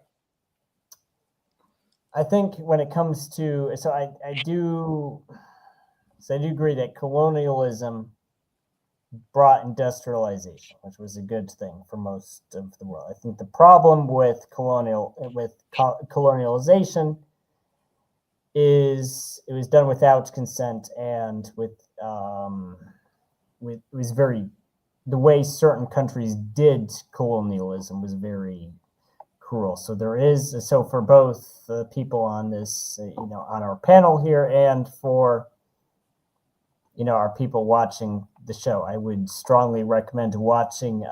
There is a Libyan movie. It was a Hollywood movie that Gaddafi paid for. Like Libya actually paid for this movie. It was called The Lion of the Desert. It was a 1980s movie. It was an American movie, but Libya funded it, and it's about the Libyan resistance against Italian colonization. It's worth watching. You can watch it for free. It's easy to find on the internet if you search for it. I think it gives a very well, it's not an explicitly Marxist argument, but I think it explains why colonialism is bad, but you can watch it, you can be like, well, okay, I understand. It leaves you with kind of an educated opinion. It's a very interesting. So I strongly recommend everybody watching this show to watch that movie, because and it's interesting because also Italy is one of those countries that kind of gets a free pass on colonialism, because when you think about how bad colonialism, people think of like, oh, the British Empire, the French, but no one really thinks of Italians. And then when you look at what Italians did to people in their colonies, it's astonishing. You're like, wow, it's incredible the things they did to people. But it also it challenges colonialism in a way, because Arabs in North Africa and the Middle East have culture. They didn't industrialize like Europeans did. Maybe there's some cultural, like Daryl was saying, there's some cultural differences in why Arabs industrialize, but they have culture. They have very interesting and rich culture. But then you come from your country, their country, and you say, well, you're going to do things our way, and if you don't do things our way, we'll do terrible things to you. So it's so you let if you let individual cultures industrialize their own way at their own pace and the way they want to, it avoids these conflicts that we have now. The problem is that I think in the modern world we have this problem of you have white guilt, you have liberals who are like, oh, colonialism was evil, is the worst thing that ever happened. But I think we can take a more nuanced approach of saying colonialism was bad because we imposed this on people and did these terrible things to people because they didn't cooperate with us. But you can also recognize that I guess you can take a more middle of the road approach to some of this, if I'm making sense here. No, that was an awful defense of my argument, Ian. Well, I want to be clear that I'm right on board with you, Ian. I'm sort of taking the hard line right view here to push back on Billy Bob's like strictly everything they did was evil sort of point of view here. And this I don't know, this leftist sort of view of history of oppressed and oppressor. It's obviously more nuanced, and some countries and nations were definitely worse than others.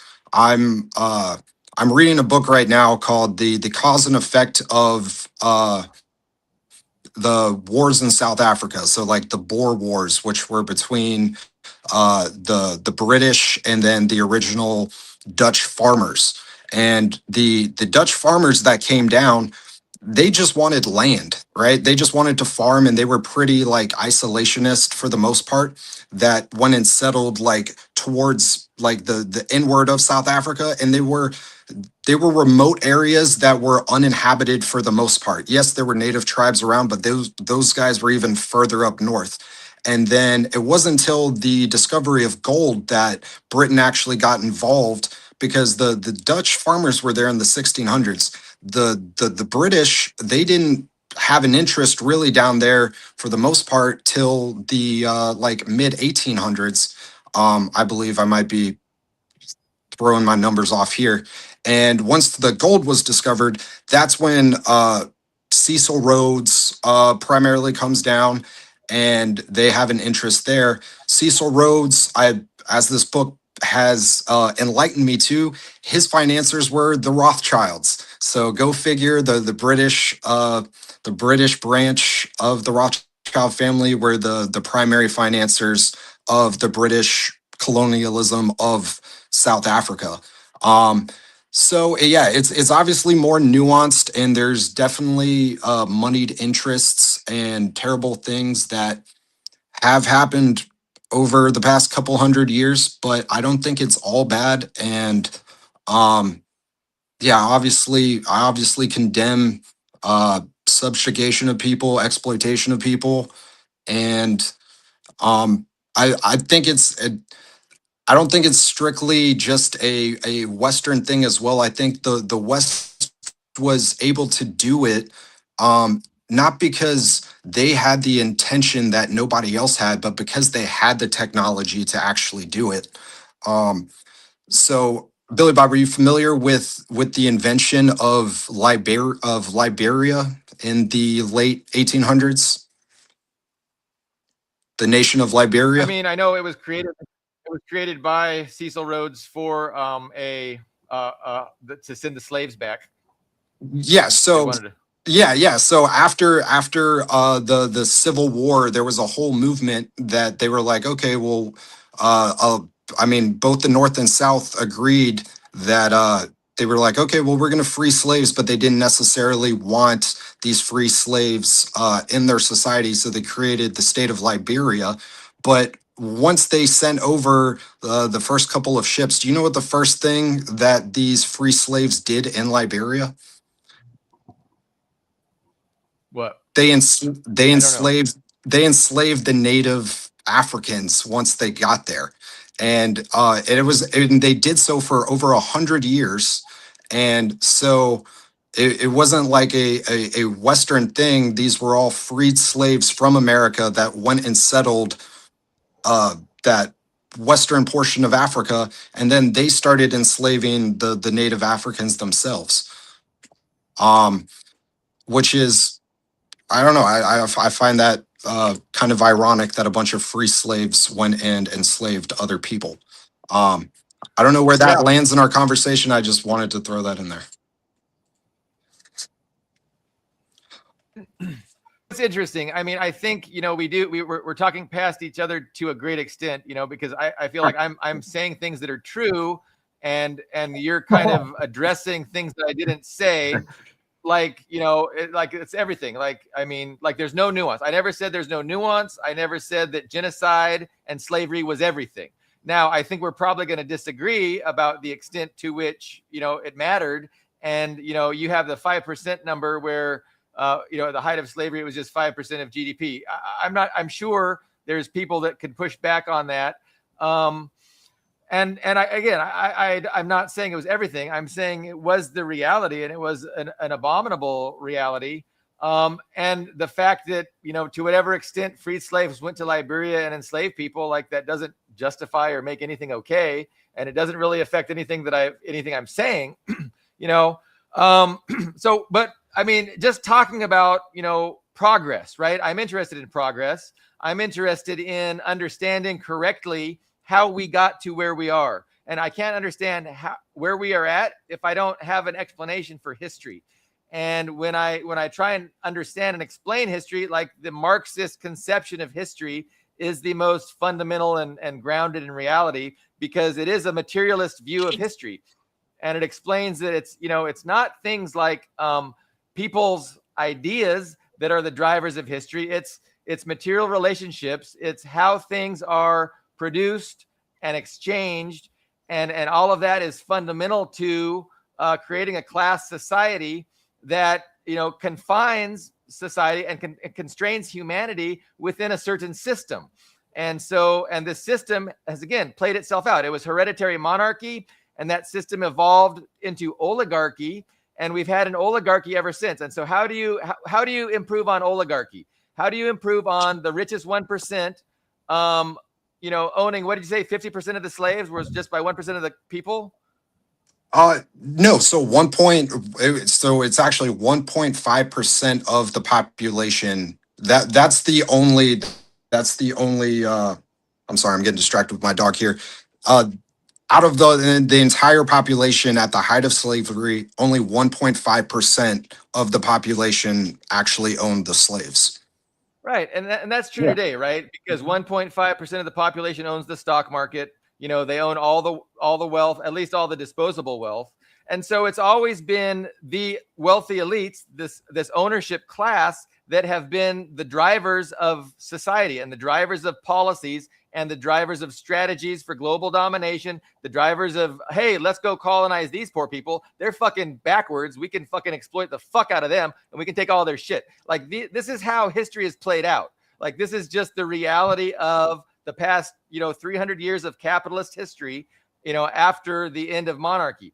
And so, understanding that and saying, how should we be? Like, what is wrong with that going forward? How ought we relate to the rest of humanity, other societies, et cetera, et cetera, et cetera? And to me, that's progress. Well, we would be progressing as a species if we stopped doing that. If we stopped colonizing, if we stopped raping and stealing resources from other countries, like that would be good. That would be an improvement for our planet, for our species. And so, and that's kind of what socialism is, right? It's like workers of the world unite. We need to overcome this class-based dictatorship and implement, governments that represent, the working class majority instead of a government that represents the oligarch minority. And if we did that, we would realize that we're not interested in war. We're not interested in colonizing and raping. We're interested in peace through mutual prosperity, win-win trade, and respecting the sovereignty of other societies and celebrating the differences, celebrating our, cultural and genetic differences. So, but I don't see, I see that as progress. I see the antithesis to that as our history, where it's been, guided and dictated by a ruling oligarchy who utilizes, cynically exploits differences, genetic differences, cynically exploits, differences in gender, right? Sexual orientation. They exploit these things for their own malign interests of maintaining themselves as the ruling class and making sure that the working class is divided and unable to unite and hold them accountable, hold them responsible for their criminality, for all the things that they're doing that are not in the interest of humanity, that are not in the interest of the vast majority of people in any given country. I mean, so to me, that's really everything. Like that's it. Nothing comes close. We want to look at our skin color and say, oh man, that really makes me happy to see this paleness. And then when I look at somebody who's not pale, I get angry. Like they're not white. Like I don't understand the hyperfixation at all on any of that. I think that's, again, something we really need to move past, mentally speaking, like it's a way of thinking. It's a hyperfixation that is not leading to any kind of improvement or progress, which you can only get through understanding, again, the historic reality, which will lead us to what is going on now, which will then give us an inkling as to how to progress. But that was a long rant. Yeah, you're doing great. So where do morals come from? Because this whole idea that we have good and evil, this is right, this is wrong. Where do morals come from, Billy Bob? I mean, morality is obviously subjective as far as how they're discerned. Like there's subjectivity in their discernment. I mean, we don't want to argue. Where does it come from, though? What decides what's moral and what's not? This is philosophy. I mean, and it's a philosophical question. And I think there's different answers to that question. And one answer is there's an eternal being, who is the creator of everything. That's one answer. And I think there's other plausible explanations that don't include necessarily a supernatural, eternal being. But no, I love getting into philosophy, and I've discovered that, you cannot, I'm definitely not a moral relativist. And I've discovered that, I do believe that there is a concrete morality, but I would say that the way people figure what that out is very highly subjective, and it's highly influenced by circumstances and the environment. Yeah. So what would be those circumstances in your environment that would determine what your moral views are? That's what I'm asking. I mean, everything. Would it be ethnicity? Would it be so Andrew Breitbart, I'm not sure if you're familiar, he created the Breitbart organization, the publication. He had a quote that said, Politics is downstream from culture. Okay. And then I would expand and say culture is downstream from religion. And I'd say morals come from the culture. The culture dictates what is right and wrong, what you prioritize, how you see the world, how you view history.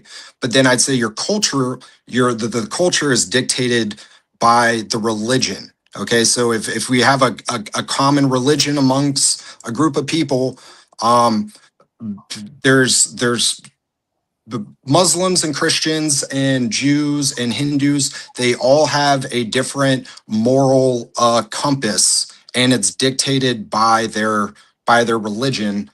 I forget where I was even going with this now. I had you had some good points that I wanted to address, but where do morals come from? I mean, was your primary question. Yeah. And I don't think there's not an objective answer. Like, it's a philosophical question, and there's many different philosophies that try to explain that. And you're suggesting that, I said it's shaped by your environment, and you said what specifically about the environment, and then you point to things like your religious environment, of course, is true, your cultural environment. I mean, these are all things that shape people's minds and shape the ideas of what morality is in people's minds. That's true. And progress for me, in which we don't engage in exploitation of other humans. We don't celebrate stealing things from them or exploiting them. To me, that's a good, that would be considered improvement. But then maybe to some cultures that wouldn't be an improvement, because depending on your religion or depending on your culture, you might think that other people exist to be exploited and stolen from. But I'm not sure if that was what you were trying to say. I mean, I think I probably have the majority of humanity probably agrees with me on what constitutes progress. And I think the majority of humans probably agree that colonialism, neocolonialism, superpowered nations exploiting and extracting wealth and resources from poor nations. Like, I think there's a large majority of humans that would agree with me that progress would mean to limit that as much as we can and bring that process to an end, bring that practice to an end.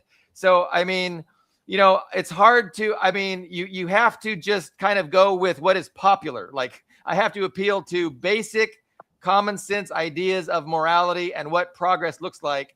And I think, most humans would agree that these are basically bad things, and we want to promote human flourishing. So even without talking about an eternal being, I think there's all kinds of moral positions that people have large agreement on. And so to me, it's an open question exactly where morals come from. I'm not sure I have the objective truth on that question, but I don't need to. I don't need to convince people that we can do better than our current system, to look at our current system and see where the problems are, and to see how we should fix what are the problems. And progress would mean addressing these particular problems. And how do we do that? What are the obstacles to progress? The obstacles to progress are the pedophile elites. Like, these are the obstacles of progress, because to them, there is no such thing as progress. They have achieved the apex of society. Society could not be any better. They go around doing what they want to who they want, when they want to do it. And they want to maintain that privilege. And they are going to resist, and they're going to fight against anyone saying, hey, let's change this system so it works better for most people. They're going to say, like, fuck no, we will fucking kill you. We will kill Martin Luther King because he wanted us to, see individuals as individuals and not as, just ethnicities. And so that's not going to serve our interests. So they're going to resist. They're going to resist improvement because, again, from their perspective, things could not be better. And that's why they hate China, because China represents vast improvement for humanity, for the planet. That's why they hate Russia, because Russia says, we're going to maintain our sovereignty, and you are not going to come into our country and, extract all of the wealth and own our wealth and own our government. That's just not going to happen. Sorry. Iran is saying the same thing. Venezuela was trying to resist until what just happened. But I mean, so that's what's going on. That's what's important. So it's the struggle against Western imperialism. It's the struggle against the West's efforts to, you know, maintain their global hegemony and control every market, resource, and government on the planet. So that's the primary contradiction in the 21st century, and that's how the class struggle plays out.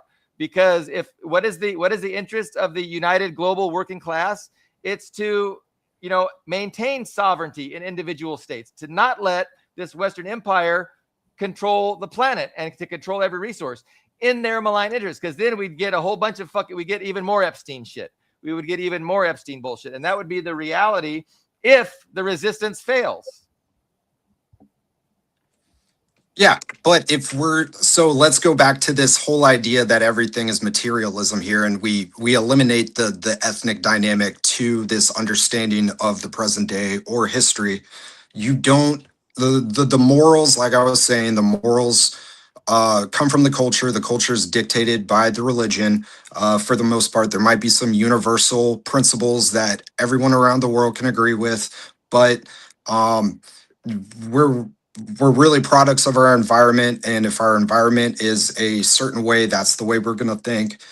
I don't think you can remove the fact that Epstein was in a Jewish cabal. The people, these pedophile elites, they're from every background, every different color, but the people that was facilitating this pedophilic elite are from a single background predominantly. Look at everyone around Epstein. It's obviously an Israeli operation. The way he speaks to everyone. The last time we spoke, I pointed out the Noam Chomsky thing. What does Noam Chomsky have in common with Epstein? Okay, what is this darling sweetheart of the left that I grew up reading have to do with Epstein? Why is he emailing him saying, what can I do to help fix your image? How can we rehabilitate your image? The only thing I see that connects the two is their ethnic identity. I don't think you can remove that. When you look at you're a Russia man. I love Putin. I think Putin is standing up to Western imperialism and the oligarchs that run this country. What happened whenever the Soviet Union, right before it fell, they start privatizing and they do shock therapy? Who ends up owning all the resources of Russia? I think it was like 7 bankers or something that ended up owning. Are you familiar with this? 7 bankers owning like 60% of the economy. Does that sound right? The 7 bankers, 6 were of Jewish descent. Most of them eventually faced criminal charges and fled to Western countries. That is true. But yes, correct. And then there were more oligarchs as well. And Putin had multiple sit downs with them, and he said, "Listen, this is how we're going to play ball here. You're either going to be loyal to me in this nation, and you're going to listen to me, or you're going to be imprisoned or kicked out." And who were the guys that stayed and played ball, and who were the guys that left and fled? It was primarily, I'm not going to say all, because it definitely wasn't all, but it was primarily the ethnic Russians, the Slavic oligarchs that stayed, and then the Jewish oligarchs left. And I believe it was the same thing in Ukraine at around that same time, where over like 50% of the economy is being ran by a handful of small Jewish oligarchs.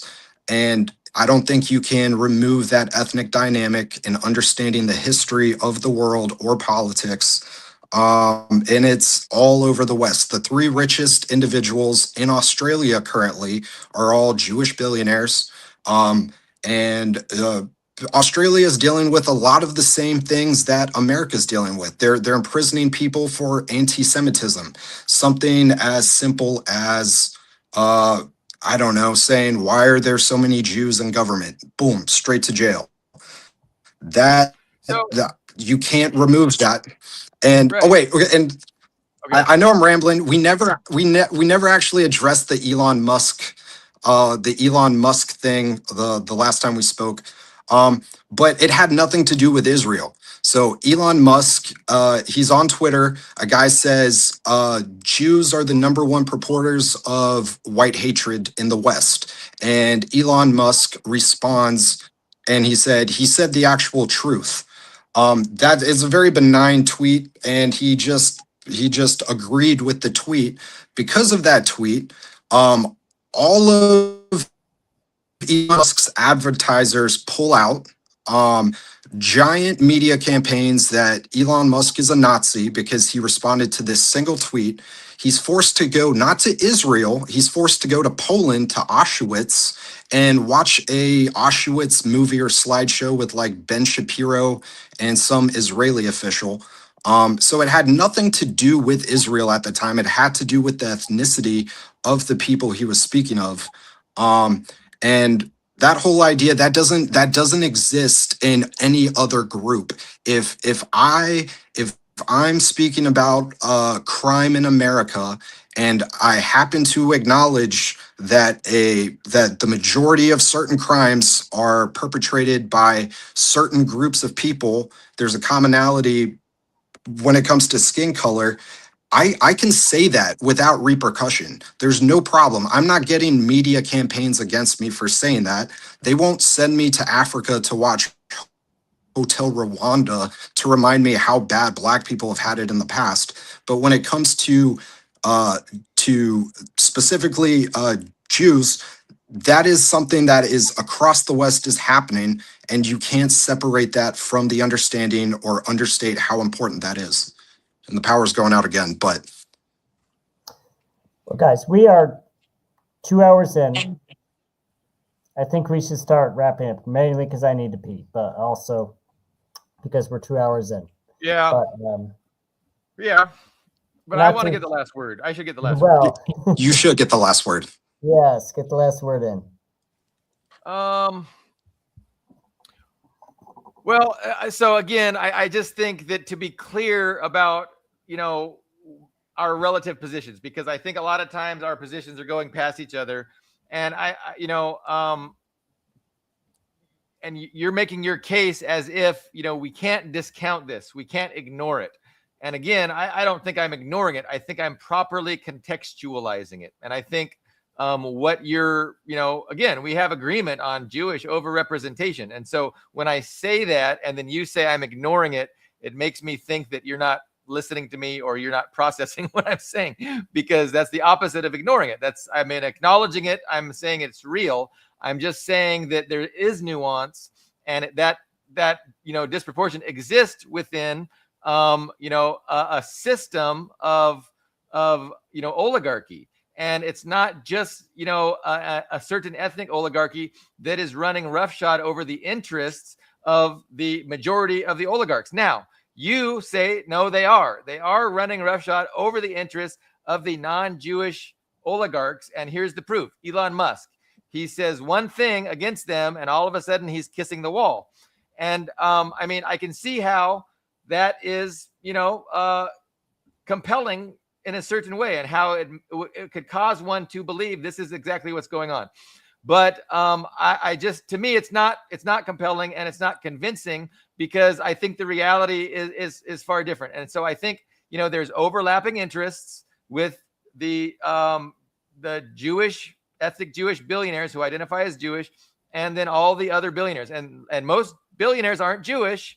And so, I don't see a ethnic war taking place within the billionaire class. What I see is an overlapping of interests and a convergence on a strategy for global domination. And in the Middle East, that strategy is predicated on Israel. And any kind of ideas that suggest that we shouldn't do that are denounced, because ideas that oppose using Israel as our hegemonic vehicle in the Middle East are against imperialism. And so the non-Jewish people are happy to have these anti-Semitism laws, because it's protecting what they see as their best strategy for global domination. You know what I'm saying? And so it's not like there's any pushback on this strategy from the oligarchs, from the billionaires. There's a convergence, and therefore these anti-Semitism laws again are not opposed by the rest of the non-Jewish billionaires. They're just not.